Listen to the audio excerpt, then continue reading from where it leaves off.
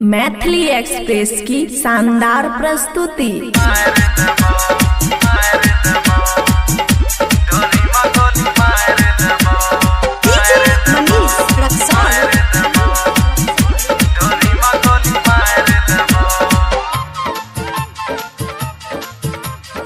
खुशी recording studio बलुआहा।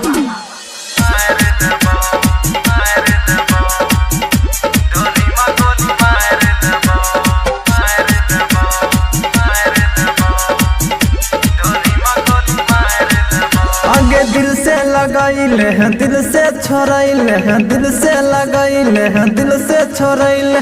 अब तोरा हम कहत देबो के छवरी खेला करी ढोरी में गोली मार देबो के छवरी खेला करी ढोरी में गोली मार देबो।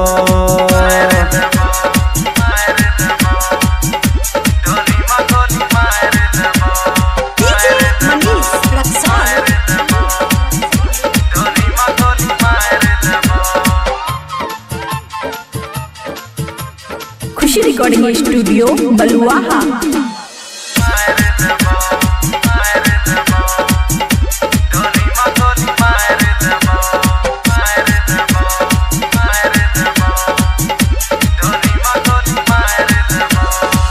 पढ़े लिखे ले चाहरी है गे पढ़े न तू देले क दिले बदनाम गे गोरी जिंदगी मतुआ के। पढ़े लिखे ले चाहरी है गे पढ़े न तू देले क दिले बदनाम गे गोरी जिंदगी में तो आए के। हाथ में गोली और तो लेबा गे छौरी खेला करी डोरी में गोली मार देबो गे छौरी खेला करी डोरी में गोली मार देबो।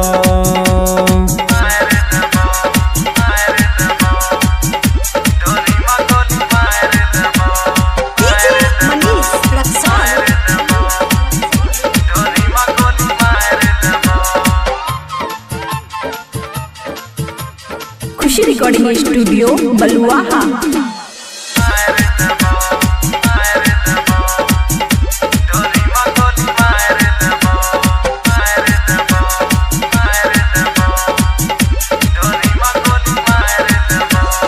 मोरे ले हम चाहरी है गे मोरे ना दिल के दोस्त गे। नाम रहे टिंकल बिहारी लव वाला डोज गे। मोरे ले हम चाहरी है गे मोरे ना दिल के दोस्त गे। नाम रहे अमित बिहारी लव वाला डोज गे। मोरे से पहले मार देबो गे छवरी खेला करी ढोरी में गोली मार देबो गे छवरी खेला करी ढोरी में गोली मार देबो। खुशी रिकॉर्डिंग स्टूडियो बलुआहा।